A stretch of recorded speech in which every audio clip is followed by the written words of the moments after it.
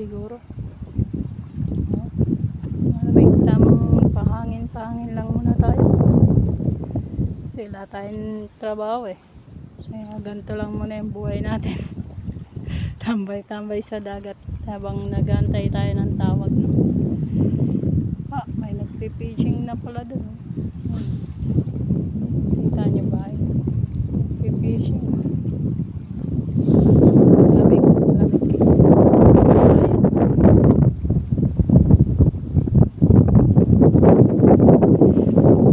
Ay, nako.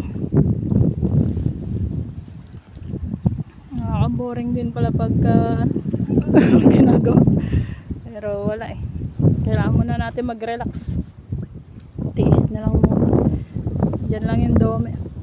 Pachinko. Dito lang tayo sa akin.